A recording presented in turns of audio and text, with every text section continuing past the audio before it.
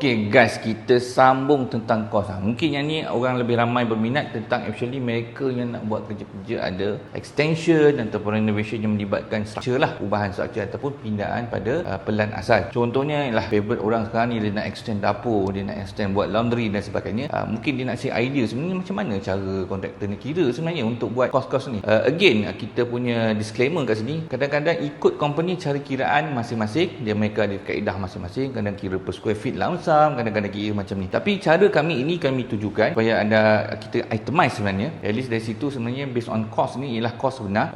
Daripada kata kaedah kami ni sebenarnya kita dapat kata memberi harga yang sebenarnya, yang lebih realistik, yang lebih accurate, sebab kita goes for itemize kan. Kita tidak lamsam atau pukalkan sesuatu kerja tu tanpa mengira kos-kos berkaitan yang terlibat. Sebab macam saya terangkan pada awal tadi, kita ada primary cost, secondary dan tertiary cost. Jadi bagaimana semua info yang saya bagi tadi secara praktikalnya kita masukkan dalam kiraan kita punya kerja-kira cost estimate untuk kerja-kerja renovation ataupun yang melibatkan extension. Okey, jom. Alright. So yang pertama, contoh dekat drawing yang ada dekat skrin ni sekarang, kita just bagi simple drawing lah. Biasa kalau dekat kita buat dekat Cantik Wall ni, kita biasa kalau nak buat renovation kita akan kena buat fasad design, dan dah ada design, dah confirm detail design lah, macam 3D nya ada, floor plan nya ada, layout nya ada, dan akhirnya dah siap ni baru kita bagi quotation. Dah siap tu baru kita buat renovation. So ada dua fasa, design dan kemudian baru kita bina. Jadi kat sini kita bagi satu contoh simple lah. Kalau paling kurang pun anda nak buat kiraan kos, kita jangan based on blank paper ataupun verbal. Ini kesilapan yang biasa sangat orang buat. Lepas tu kadang-kadang benda ni yang mendatangkan masalah sebab tidak ada rujukan yang kata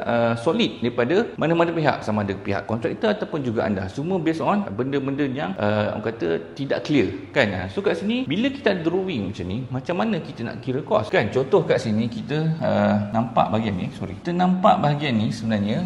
Contoh, katakanlah bahagian ni yang saya highlightkan warna biru ni, ini adalah bahagian di mana kita nak extend. Jadi contoh kawasan ni kita panggil extension untuk laundry. Okey. Jadi bila kita ada drawing ni, kita nampak oh ini adalah area atau zone yang terlibat untuk bahagian kerja-kerja construction ataupun renovation. Dari sini yang penting, elemen yang kita tahu adalah apa dia? Skop. Apakah skop kerja yang terlibat? Sebab skop kerja ni macam-macam. Kadang-kadang kita ada kerja-kerja construction melibatkan orang kata binaan lah. Mungkin nak bina structure ke, nak bina tiang ke, nak bina beam, nak bina lantai. Selain itu kita ada juga kos lain, macam contoh kita panggil mechanical, electrical and plumbing. Kita panggil MEP lah. Mechanical ni contohnya macam aircon kan. Electrical ni contoh ialah lampu, kipas, soket. Dan untuk plumbing pula, of course lah, kalau kita ada kerja-kerja dekat laundry, tentu dah ada kerja plumbing. Kat sini dah datang skop ni, kita nak tahu apa skop kita kan. Jadi kalau kita based on plan yang dah ada ni, kita nampak clear skop ni adalah. Kalau kita lihat contoh kat sini, kita ada kabinet. Dekat sini dah cakap ada washer and dryer. Dekat sini ada sink. Jadi kita tahu ada sumber air yang diperlukan, sumber drain ataupun sewer pipe yang diperlukan untuk kita pergi ke pipe pembahan. Dan juga untuk sumber air macam washer dryer, kita perlukan ialah sumber air untuk mesin, dan juga kita ada perlukan pipe untuk buang air daripada mesin ni dan pergi ke sistem pembahan. So kita tahu oh ada skop ini. So skop ke sini kita tahu ada skop plumbing. Okay. And then dari segi skop yang lain, kita nampak ini ada structure. Bila kita nak buat structure, tentulah kita akan fikir okey, kita nak extend, takkan naik batu je. Okey, caranya apa selamat, bila nak buat structure dia mesti ada substructure ataupun dia punya structure yang untuk support beban. Contoh kalau macam ni, kita nak ada tiang ke kan, kita nampak structure ni nak ada beam ke, nak buat slab ni macam mana kan, nak pakai besi ke, tak simen je ke. Dari situ kita nampak kerja-kerja berkaitan. Sebab tu pentingnya kita ada drawing. Bila kita dah define scope kita dah nampak benda-benda ataupun item-item ataupun aktiviti-aktiviti yang terlibat. Sebab semua aktiviti ni, inilah datangnya kos kiraan secara itemized. Contoh kalau macam ni kita nak buat, katalah saya nak buat 2 tiang lah, paling teruk pun. Paling teruk dia bergantung pada banyak perkara So saya akan kira itemized. Kita nak bina 2 tiang, RC size apa contoh kan. Berapa kos dia? Contoh kita nak konkret grade berapa? Grade 25 ke, grade 30 ke kan. Semua ni kekuatan untuk foundation. Tapi kalau kita tak ada macam ni, lamsam ni, macam mana kita tak itemize? Nanti bila kontraktor datang, dia tak buat tiang, anda tak boleh nak salahkan mereka. Sebab dalam quotation mereka lamsam. Mereka tak cakap ada nak kata tiang. Drawing pun tak ada. Kalau ada drawing pun mereka tak tunjukkan tiang tu dekat mana kalau tak ada engineering drawing kan. So kat sini tu dan pentingnya lukisan dan juga clear scope. Dan bila clear scope ni, kita nak kena itemizekan scope tersebut. Jadi biasanya kiraan macam ni, contoh kita nak tahu structure, kena ada kira tiang, beam macam mana, naik batu dekat mana, lantai ni nak buat macam mana. Kalau kata lantai ni asalnya ialah tanah kan, kita nak buat apa dekat tanah tu, apa skop-skop ataupun kerja-kerja terlibat.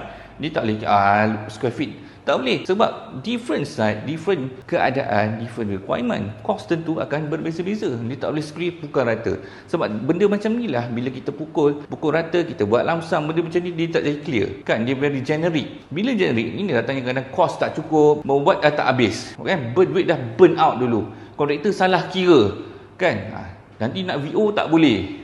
So datangnya projek-projek terbengkalai. So kita kena common sense, kita kena make sense kan, kita kena evaluate benda ni biar cost tu ada itemized, biar sama dapat tahu kontraktor bagi saya ada buat 2 kolom, apa kata klien setuju, okey 2 kolom lah, kalau you rasa selamat 2 kolom, engineer kata, contoh ada engineer 2 kolom kena buat, dia dah masukkan cost kan, selamat macam tu compare daripada anda okey lamsam dan extend belakang ni 100 square feet, kita kira 120 square feet lah, semua masuk, apa yang masuk kan, drawing tak ada. Contoh kalau macam ni clear, dia ada tingkap, dia ada pintu, safety door, terangkan lagi safety door kan, dia ada kata elemen-elemen contoh tiles, finishes, and then dia ada cabinet kan, yang dah cakap juga pasal roof dan sebagainya. So benda ni kita tahu, inilah dia. Sebab kalau walaupun luas yang sama tapi elemen dalam tu lain-lain, kos akan jadi berbeza. Jadi macam mana persoalannya, kita nak kira kos berdasarkan satu nombor yang sama kan, 100 square feet untuk different layout, dia tak sama sebenarnya, betul tak? Kita kena based on layout pun kita tentukan harga, bukan harga tentukan based on ukuran, terbalik kan.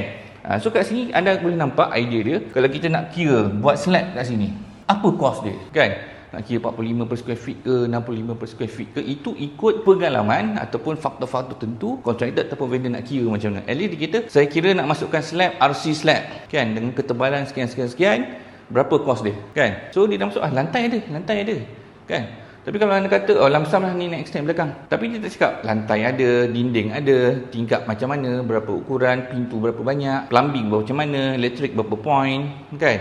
So benda tu kan jadi grey area.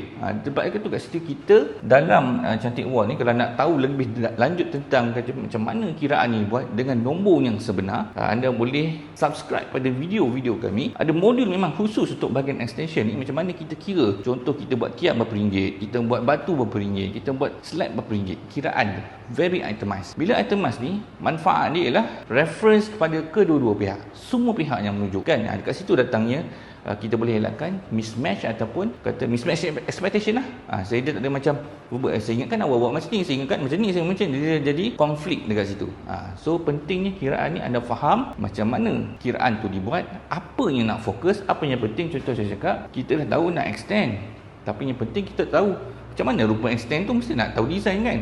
Daripada leka bentuk design, kita tahu skop apa yang masuk. Daripada skop tu lah baru kita boleh kira cost. Ini saya nampakkan sedikit workflow kiraan. Jadi kalau benda ni bermanfaat, anda rasa nak tahu lebih, subscribe.